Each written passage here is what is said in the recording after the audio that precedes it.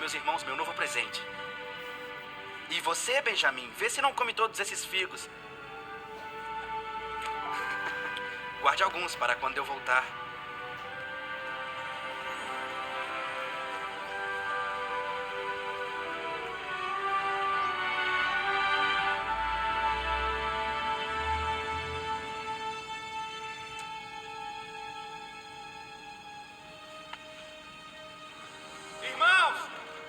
Irmãos, vejam o que o pai me deu. O pai deu a ele outro presente.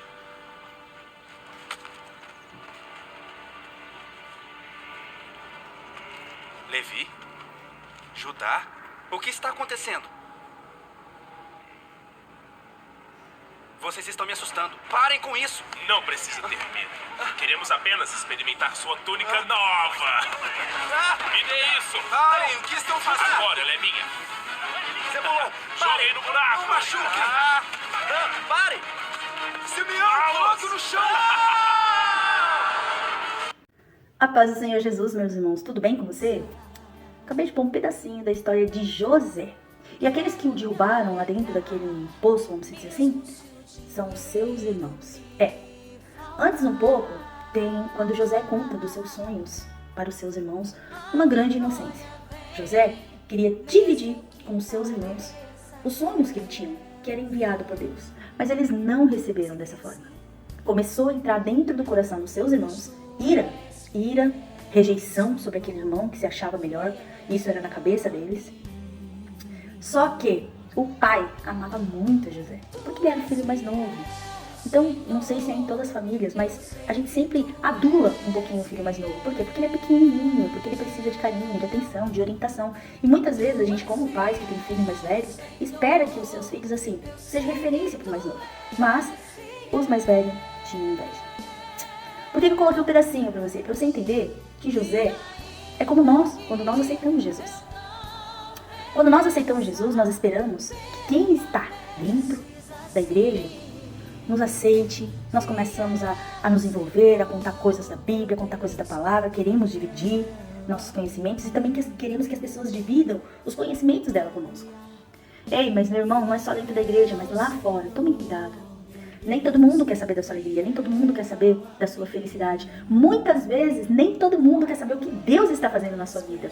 Porque dentro dele vai nascer, vai brotar aquela inveja, aquele orgulho dentro dele. Pô, Deus fala com ele e não fala comigo. Deus tá fazendo na vida dele e não tá fazendo na minha.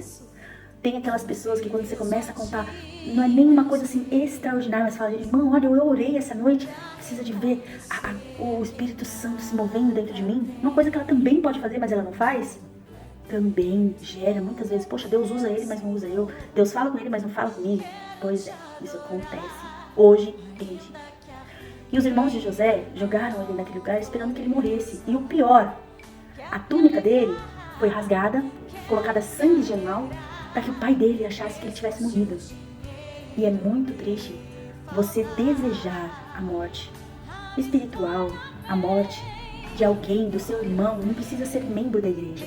As pessoas falam dela. A Bíblia diz que nós somos o sal da terra e a luz do mundo. E que nós temos que agir assim. A Bíblia diz que quando o sal perde o sabor, o que fazer? Meu irmão, você está sendo a luz da terra. Não é fácil, eu não estou dizendo aqui que ela está falando como se fosse...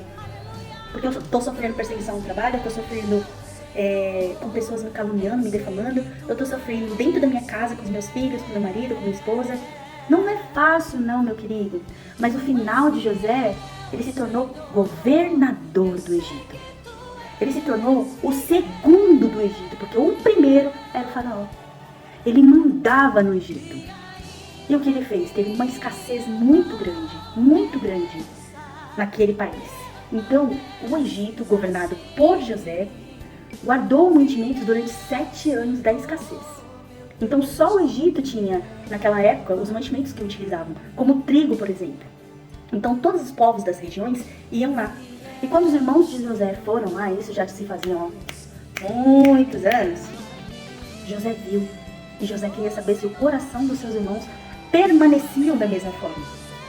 Então José colocou uma taça de ouro dentro de um dos trigos. E quando eles estavam indo embora, José pegou e denunciou ao soldado para que vissem, porque roubaram ele. E quando os irmãos se apresentou a José, José falou que queria o Benjamim, o filho mais novo de seu pai. E os irmãos se ajoelharam e pediram para não fazer isso, porque o pai já tinha perdido um filho e ele não suportaria perder Benjamim. O pai chora até hoje por esse filho que se foi. Não tirem o Benjamim do meu pai. Ali, José olhou e viu que seus irmãos mudou. Porque, além disso, os irmãos pegaram um dos irmãos falou, deixe-me ficar no lugar dele, porque o nosso pai não aguentaria ficar sem um dos filhos mais novos. Ali José percebeu e se apresentou aos irmãos. Os irmãos se ajoelhou na terra com medo de José fazer alguma coisa. Mas José era um homem de Deus. E José os perdoou. Mandou buscar o seu pai. Então assim, o que eu quero dizer, o que Deus tem para você é bem maior do que você está passando. O que Deus tem para você é bem maior do que essas lutas. Creia tão somente. José não ficou só 2, 3 dias, foram muitos anos. José ficou em cativeiro. José foi perseguido. José foi humilhado pela sua própria família. Nós, hoje em dia, não somos diferentes de José. Mas José tinha uma fé inabalável em Deus. Como faremos para ter essa fé inabalável em Deus? Deixa eu te contar um segredo. Vou contar 3 coisinhas. Primeiro, você ore muito. Permaneça na presença, ore de manhã antes de levantar, agradeça ao Senhor pelo seu dia. Se você tiver um tempinho, ore à tarde, agradeça ao Senhor pelo que está chegando da tarde. E à noite, agradeça ao Senhor pela sua noite, por tudo que você passou durante o dia, para que Ele te deixe descansar. 2, leia da palavra para que ninguém te engane, para que não haja falsos profetas na sua vida. E 3, seja como Cristo. E se espelhe em Cristo. Ah, Roberto, eu não sei, então se espelhe na mulher virtuosa que está em Provérbios 31. É esta palavra que eu quero deixar para você, meu querido, minha querida, e que Deus abençoe a sua vida, porque eu creio que Deus vai levantar você dessa luta e dessa prova. Que Deus abençoe você. Um grande beijo. Tchau!